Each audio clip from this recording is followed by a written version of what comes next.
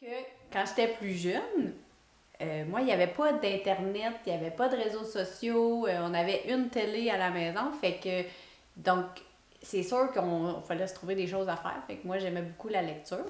Puis, quand j'étais un petit peu plus vieille, je te dirais peut-être ado, là, un petit peu plus vieille, ma mère, elle faisait la lecture de romans, c'était des romans d'amour, là, qui étaient de l'auteur Danielle Steel. Puis, elle les laissait traîner là, dans le salon, là, dans le fond, parce que c'est là qu'elle faisait sa lecture. Puis moi, à un moment donné, je me suis intéressée parce que je trouvais, en fait, c'était le livre tel quel. Ce que j'aimais, c'était la couverture. Je trouvais ça comme beau, j'aimais les images. C'était tout le temps comme je sais pas, des images qui me faisaient voyager parce que c'était comme dans d'autres pays, des choses comme ça. Puis encore là, je me ramène, je trahis mon âge un peu, là, mais dans ce temps-là, on voyageait pas beaucoup. Fait que c'était plus dans notre imaginaire. Fait que c'était un peu ça que j'aimais de la couverture des livres. Puis quand tu le virais de l'autre côté, il y avait l'auteur, Danielle Steel, il y avait sa photo, tout ça. Puis je trouvais que la madame, elle dégageait comme je sais pas, quelque chose de beau, quelque chose de calme, d'élégant, de valeur intelligente. Je sais pas, je trouvais que c'était comme glamour peut-être d'être un auteur. Puis je me suis comme un peu intéressée à ça. Puis je me disais peut-être qu'un jour, je pourrais être comme elle. Dans le fond, je pourrais être une auteure. Donc, j'ai commencé à écrire il y a plusieurs années. Au début, c'était juste pour le plaisir. Ensuite de ça, j'ai comme créé un blog. Puis, l'année passée, quand on est tombé en pandémie, c'est plus là que ça s'est concrétisé, je dirais, parce que j'ai eu plus de temps. Fait que j'étais à la maison parce que, évidemment, on était en télétravail. Fait que je faisais ma journée de travail. Ensuite de ça, vers 4 heures, j'allais courir, j'allais jogger un petit peu juste pour me changer les idées, pour prendre de l'air. Je revenais à la maison, je prenais ma douche, je faisais mon souper, puis ensuite de ça, je m'installais sur le sofa, puis j'écrivais. Puis c'est à ce moment-là, dans le fond, que le goût du roman est revenu. Puis là, je me suis dit, ben, tu sais, peut-être que je serais capable d'écrire un roman d'amour comme Danielle Steel. Puis ça m'est tout revenu en tête à ce moment-là. Fait que je me suis mise à écrire. Puis honnêtement, ça n'a pas pris de temps, là, je dirais peut-être 2-3 mois. Puis j'avais complété un roman au complet. Puis c'est ça. Donc, j'étais pas mal fière de moi. Donc, dans les dernières semaines, j'ai reçu 2 réponses, je dirais, un peu plus négatives. La première, ça a été une maison d'édition qui m'a revenu sur un projet, sur mon manuscrit, dans le fond, que j'avais envoyé, ça fait plusieurs mois de ça. Et puis, donc, c'est ça, ils m'ont répondu qu'ils n'avaient pas retenu mon manuscrit. Puis, la deuxième réponse que j'ai reçue, c'est pour le programme de parrainage auquel je m'étais inscrite avec l'Union des écrivains du Québec. Ce qu'on m'a répondu, dans le fond, c'est pas que mon projet n'était pas bon, mais qu'ils avaient reçu 68 projets qui avaient été déposés, puis ils en sélectionnent juste 10. Donc, les miens n'ont pas été sélectionnés pour le programme de parrainage. J'ai le regret de vous annoncer que votre candidature n'a malheureusement pas été retenue. Fait que là, tu vas me dire pourquoi je continue, pourquoi je persévère, qu'est-ce qui me motive. Je vais te dire, c'est certain que là, je suis en publication, en auto-édition, donc j'ai confiance en ce que j'écris. J'aime l'écriture, tu sais, c'est une de mes passions. Ce qui me motive, c'est les histoires des gens. Il y a plein de gens là, qui ont eu du succès dans la vie, puis au départ, ils ont eu des défis, ils ont rencontré des obstacles, des choses comme ça. Puis finalement, ils ont réussi, ils ont réalisé leurs rêves. Donc, c'est un peu ça que je fais.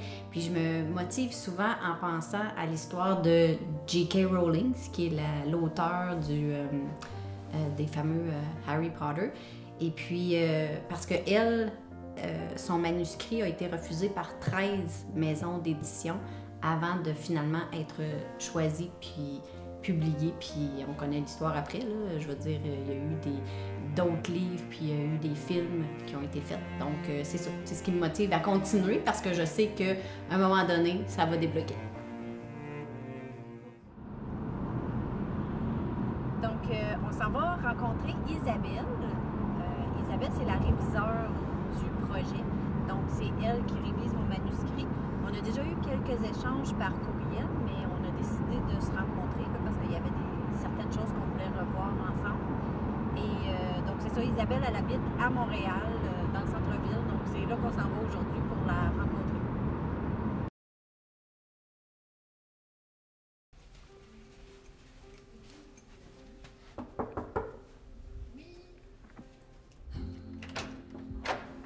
Allô, Isabelle, ça va bien? Ça va et toi? Oui! La route?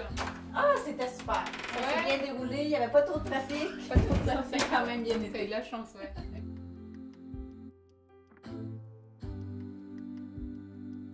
Grosse réforme de français où ils ont supprimé pratiquement tous les accents circonflexes. Tout ce qui est entraîné, chaîne, Tous ces sûrement, mots-là n'ont pas les... ils ont perdu leur accent circonflexe avec la réforme. Mais on peut utiliser les deux orthographes. OK. L'ancienne n'est pas faute, n'est pas une erreur, et la nouvelle n'est pas une erreur non plus. Et sauf Parce que les autres mots Voilà. ne l'avaient pas, dans le fond. OK, Voilà. là, je comprends. Voilà. OK. Un réviseur va aller au-delà, puisqu'il va s'occuper du style. Donc il va aller voir si la phrase elle est bien construite, si elle est joliment construite, et puis il va aussi s'occuper de voir s'il y a des incohérences. Il y a un autre, c'était page 61. Je t'avais demandé, est-ce que quand tu dis à l'épicerie et aux courses, pour toi tu fais une différence? Parce que pour moi c'est la même chose, quand je vais à l'épicerie c'est pour faire mes courses. Pour moi, des courses, c'est plutôt ou des commissions ou des, tu sais, ça peut être l'épicerie, oui, mais on peut aller à la pharmacie, tu peux aller Ok. peut-être Ok, donc faire, parce que pour toi épicerie c'est que nourriture. ouais, c'est ça. Ok, d'accord. C'est un peu plus le, ouais. D'accord. Ah bah oui, on voit qu'elle fait ça tout le temps, écrire. Elle est très motivée. Quand je lui avais renvoyé ma première version, cette fois même la première fois du premier livre, en 2 semaines, j'ai déjà le retour. Il y en a, j'attends 2 mois avant d'avoir un retour. Donc oui, elle est motivée. Et puis on sent qu'elle veut... Enfin, je vois par rapport des fois à ce qu'elle m'écrit dans le commentaire de mes propositions, je sens qu'elle veut s'améliorer et qu'elle veut aller de plus en plus loin. Donc c'est super sympa.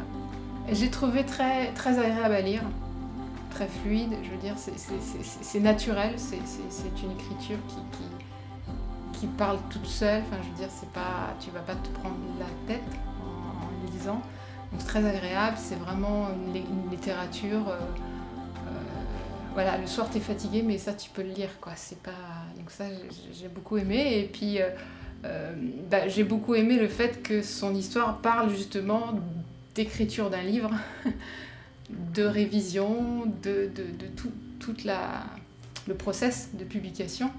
Et donc je trouve ça très sympa. Et puis voilà, en tant que fille, moi j'aime bien les histoires d'amour aussi, hein, donc un petit côté romantique et tout.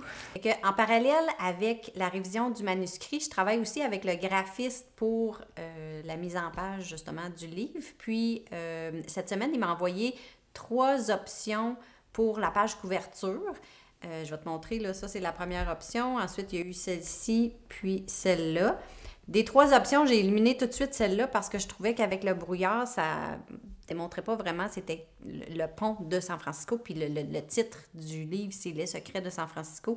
Donc, je voulais vraiment que ça représente, que les gens soient capables de s'identifier tout de suite le lieu juste avec l'image. Fait qu'ensuite, j'hésitais entre la première puis la deuxième image, puis finalement, je suis allée avec celle-là. Je trouvais qu'elle était plus vibrante, qu'il y avait plus de couleurs, mais j'y ai quand même demandé de faire certaines modifications, surtout au niveau de la police de caractère que j'aimais pas vraiment. Fait que j'étais allée avec quelque chose d'un petit peu plus moderne, un petit peu plus actuel, si on veut, dans la police de caractère. Puis, j'ai demandé de rajouter des éléments graphiques comme des petites lignes. Il a inversé aussi le titre en haut, en bas. Et puis, il m'a aussi envoyé une version avec une bande là, en bas de la couverture. Donc, là, je suis rendue à cette étape-ci où est-ce que je dois déterminer, dans le fond, laquelle de ces couvertures-là je vais choisir. Puis, je vais lui revenir cette semaine, puis on va probablement continuer les échanges pour la mise en page à l'intérieur du manuscrit. Alors, vibrer sa vie, c'est croire en ses rêves. Puis là, ça tombe bien que j'aborde ce sujet-là aujourd'hui parce que, justement, j'ai une annonce à vous faire. Dans les prochaines semaines, je vais publier mon tout premier roman.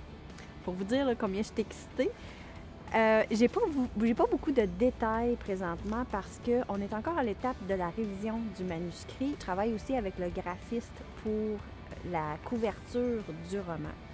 Mais j'ai bon espoir que ça va se faire dans les prochaines semaines et donc probablement que ça pourra sortir avant Noël et ça pourrait faire un super beau cadeau de Noël, que ce soit pour vous ou pour vos proches. Et donc c'est ça. Alors je vous donne plus de détails dans les prochaines semaines et je vous dis à la prochaine!